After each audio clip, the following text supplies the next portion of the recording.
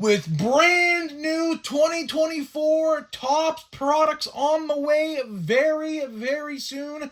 There is one huge, outstanding problem Topps has ignored for many years, and collectors do not like this at the very least, including myself. So that's exactly what we're talking about in today's video.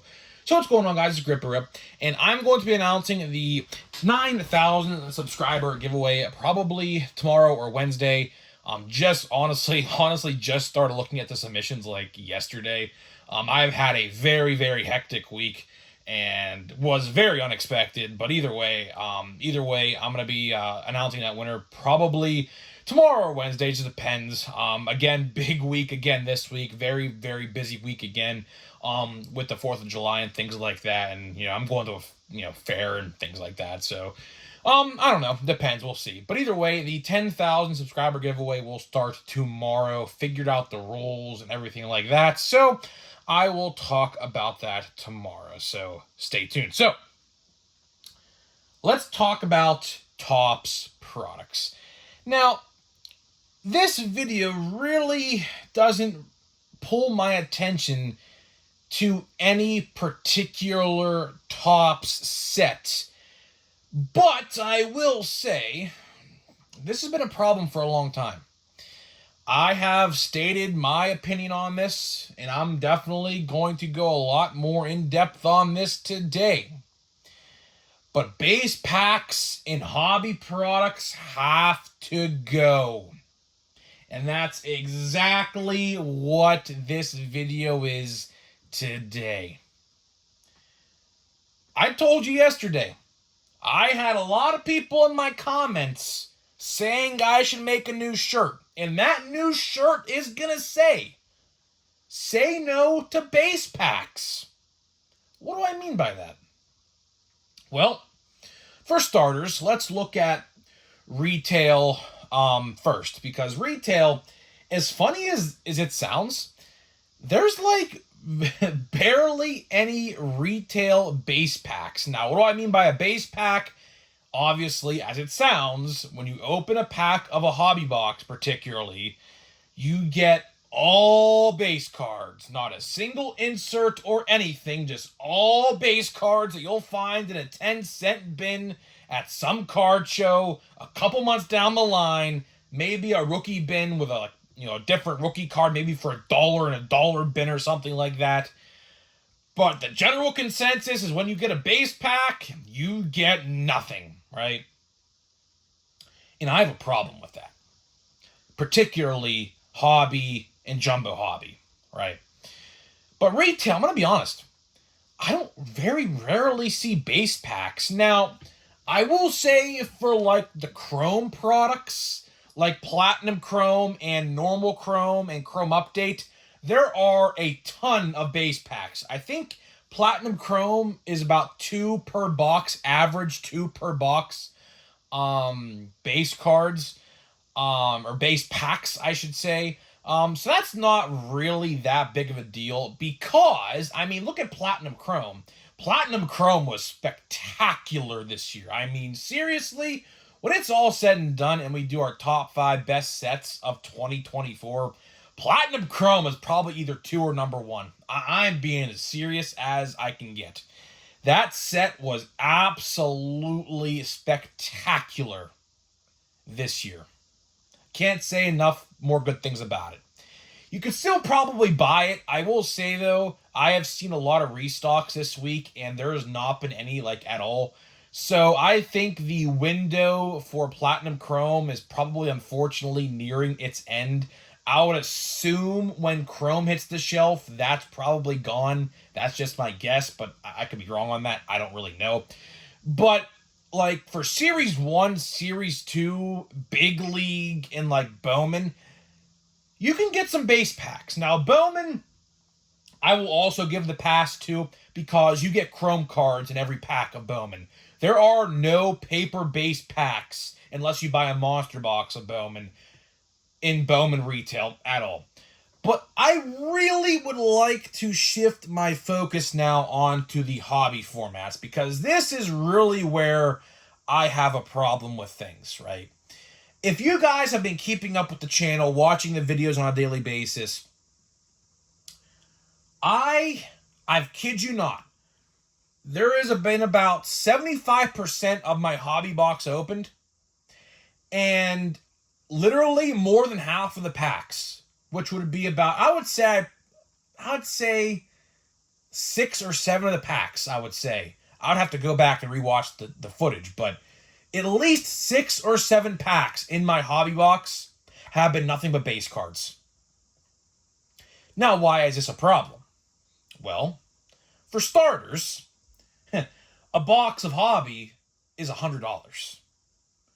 And when some of the packs, like let's say, for example, 1/4, right? We'll just say 1/4, because ultimately, you know, there's 20 packs in a box now, of course, which we'll talk about that here in a minute as well.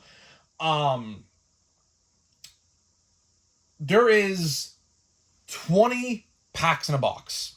$100 a box. If 1/4 of the packs, which is about, let's say 5, that's 1/4 of 20, right? If 5 of those base packs are in a box, that is honestly not cool with me, because, you know, I get like 90% of the time when you open these boxes, you're not making your money back. As much as any influencer will tell you, because some of these influencers out here, quote unquote influencers, I don't consider myself one at all. I will tell you one thing though.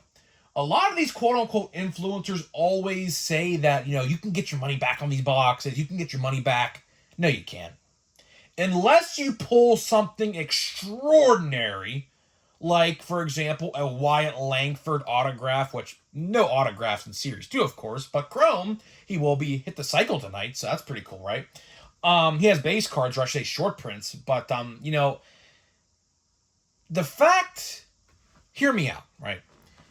Hear me out on this, and you're going to agree 100% after I say this. I could go to Target and buy a retail pack for $6.99, which that's how much they are now. They used to be $4.99. So yeah, they went up a little bit. Ridiculous, but still. I can go to Target and buy a retail pack of Series 2, for example. And chances are, with more cards, there are more cards in those packs too, by the way, I could at least walk away with an insert. I can guarantee it. I can absolutely guarantee it. Why? Stars of MLB. Boom, right there. Now, granted, I hate Stars of MLB. I think the stars of the MLB inserts have to go. Topps, I know it's too late for this year because he already did it for Series 1 and Series 2. But Topps, hear me out. Next year, 2025 Topps Series 1, which is crazy to believe we're already talking about 2025, but here we are. We're already halfway through the year. Today's literally July 1st. I mean, crazy how that goes, right? But either way, next year, Series 1 2025, no stars of MLB. Please be more original. Sure, the design changes every year. Sure, whatever. But here's the thing. Here's the thing with stars of the MLB. There's like a checklist of like, I don't know the exact number, but it's about 15, give or take 15, maybe 20, but that's pushing it, right? If you open a lot of Series 1 retail or 2 retail or update, you're going to see the same guys in every box. Like, I opened a monster box, a Series 1, for example, in like February or March or whatever, and I literally pulled the exact same Stars of the MLB card 3 times in that one box. That's ridiculous. Like, either A, extend the checklist to like 50 players a set, so 150 total between the 3 sets, or get rid of it completely and do something else. Do something completely else. I'll give you a suggestion, Topps. Remember the highlight cards you used to do just a couple years ago? Like, for example, Walmart would have look for exclusive Aaron Judge highlight cards, or look for exclusive, like at Walmart, Shohei Ohtani highlight cards, or like Paul Skeens or something like that, because I know he has a lot of highlights already, just 10 starts under his belt, but still, you get what I'm saying. I would rather put that set together because, A, it's directed towards a very good player, because typically, you're not going to get a bad player highlight set. That's just not how it works. Because they're marketable, of course, because, like, if you include Aaron Judge or Shohei Ohtani or, like, Paul Skeens, they're marketable. They can market that across the entire country, and people are going to know who that guy is. Oh, yeah, Aaron Judge, I know him. One of the best baseball players on the planet, right? So, Stars of MLB have to go. Absolutely have to go, in my honest opinion. But either way, getting back to the hobby side of things, because Stars of MLB, luckily, are not in hobby. The fact that you got to pay $100 for a hobby box, and that hobby box has, like, let's say 5 to 7 base packs, which, by the way, a pack of hobby, depending on your store, is about $5 to $7. $5 to $7, depending on where you live and in the hobby store you go to. Do you think you're even getting $1 back? I mean, seriously, think about that for a second. Like I said earlier in the video, those cards you pull in a base pack are going to end up in a 10-cent bin at some card show at the end of the year somewhere. And then maybe if you get a good rookie, it'll be in a $1 rookie bin or something, or like a 50-cent rookie bin. Seriously, with how much they print of today's product in the Fanatics era, because yes, spoiler alert, they upped the print run huge in the Fanatics era. That's no denying that. These cards are worthless. Seriously. And it's funny, someone actually asked me to make a video talking about, like, singles and, like, why you shouldn't buy singles on, like, eBay or something like that, like, when a set comes out. Quite frankly, it's because if you buy a base card, and, like, let's say you spend, like, $2 for a base card, because, I foolishly did for Andrew McCutchen. I don't know why I did, because I literally have pulled, like, 5 of them in Series 2. But either way, foolishly, I paid $2 for a base card. But either way, you get what I'm saying. Like, in a couple months from now, that $2 base card on eBay is going to be, like, well, I should say probably $1. Because realistically, if you do PWE shipping, which a lot of those guys do, it's about $1, which, I mean, honestly, the top loader you get with these cards you get from eBay, like for a base card, honestly, worth the price alone, if you want to be honest. That's how I look at it, at least, right? But let's highlight one last thing before we get out of here, right? The packs in a box. Of course, as you guys may or may not know, if you don't remember this, 2023 Topps Update last year made huge changes to hobby box formats. They were 24 packs a box. Now they are 20. The cards, I believe, were 16. Now they are 12. So they took out a lot of packs and a lot of cards. About 100 cards difference. And they still give you base packs. Listen, if you want to throw an insert, like, for example, a 1989 or next year 1990 insert, I would be all for that. I would be absolutely all for it on one condition. The only condition I have is the checklist needs to be long, like the Stars of MLB, right? You can't have a 1989 or a Stars of MLB checklist with like 15 to 20 players, because what happens is if someone opens a lot of it, like retail, you will see the same player every single time. Like, I opened multiple blasters of Series 1 this year, and I pulled literally, I think, like, what was it? Like Jazz Chisholm. Yeah, it was Jazz Chisholm. I legitimately have like 10 plus stars of MLB Jazz Chisholm cards, which is ridiculous to even think about because there's like 600 players in baseball. You're telling me you have like a 15-player checklist or like a 50-player checklist all year and there's 600 players? Like, seriously? Like, that's the problem I have with stars of MLB. But if Topps, for example, extended the 1990 or 1989 throwback cards, like if they made the checklist huge, I don't see why you couldn't throw like one in a pack if that's your insert in the pack. I don't understand that. You really know what it is, right? I'll tell you the real reason why they do this. Because they are creatively bankrupt. They are absolutely creatively bankrupt. What do I mean by that? Do some comparison. Go on Google and look up inserts from like the 2010s, because the 2010s was a pretty good era of collecting because, that was before Topps was ran by Fanatics, so, automatically makes it a lot better. But either way, do a comparison. Compare some inserts to then and compare them to now. And you will see the huge decrease in quality, I promise you. You will absolutely see an absolute huge decrease in creativity. They're creatively bankrupt. And I said it. Like, I could even make a better insert card. Honest to God. Some of these insert cards, I don't even know where it is. There was like a Nolan Arenado insert card I got just like last week. And it was awful. All someone did was use Microsoft Paint, literally drew a couple lines in the background, and PNG'd the player, slapped on a card, and called it an insert. Terrible. Absolutely terrible. So, yeah, that's another thing. But either way, hopefully you guys did enjoy this little discussion. I mean, honestly, I will say there has literally been absolutely nothing to talk about. I kid you not.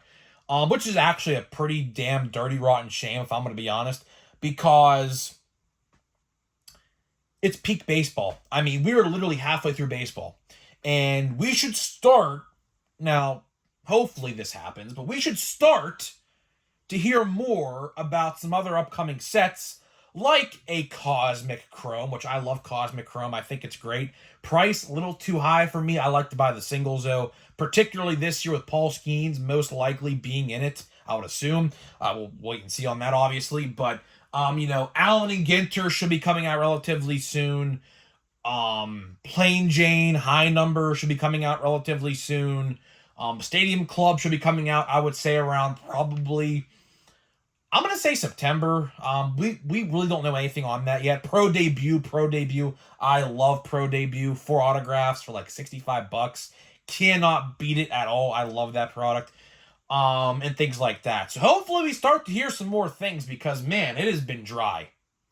And I said it last offseason and I'll say it again. The fact that Topps and Fanatics decide to release all of their product in the later half of the year is ridiculous to me. I will never understand it considering the fact that baseball is being played right now, but they decide to release all these different sets in October, November, December, January. It makes no sense to me. Seriously. It makes absolutely zero sense to me that they do that. But at the same time, we go like 8 weeks to 2 months to like a month and a half in the regular season without a product. Like, seriously, think about that for a second. Think of it like this, right? And this is the last thing I will leave you for today. Look at the time gap between Series 2 and Chrome. About a month and a half. About give or take a month and a half. Maybe a little less than a half. That's unacceptable. That is absolutely unacceptable. And if I was the marketing manager, I would be upset. Or whatever. I don't know what position does that stuff over there, but I'll tell you one thing. If I was in charge of that position, I'd be very upset. But either way, that's all I got for you. That is all I got for you in today's video. So before we open a pack of controversial Series 2, let me tell you about today's sponsor of the channel. So this video today is sponsored by SeatGeek. SeatGeek is the official ticket market of Major League Baseball, and we have partnered up to deliver huge savings to you guys. So click the link down below, download the app today, use my promo code GRIPANDRIP, that is code GRIPANDRIP, all one word at checkout, to save $20 off of your first SeatGeek order. So huge shout out to SeatGeek for sponsoring my channel. And now let's get into a pack here of Series 2. We pulled the gold. We pulled a out of 76. But as you can see here, we have an all-star card. But you tell me, since we talked about base packs today, you tell me, is this pack, my local card shop sells these for $5. Is this pack worth $5? Let's see. Nope.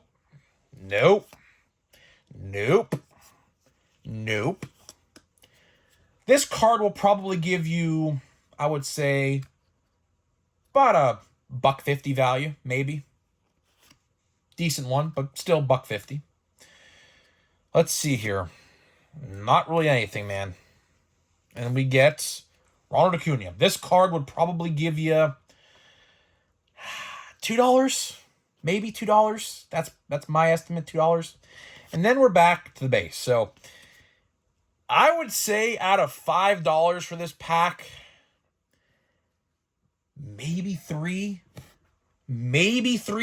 back, which is obviously a -2 total. -$2.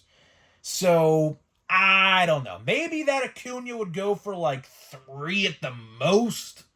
But that's it. It's not numbered or anything like that, but still, it probably, maybe, I don't know. But either way, I'm getting out of here.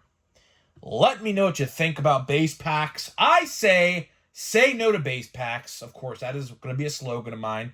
Say no to base packs, and maybe, just maybe, we'll get some more inserts moving forward. So either way, guys, I'll see you in the next one.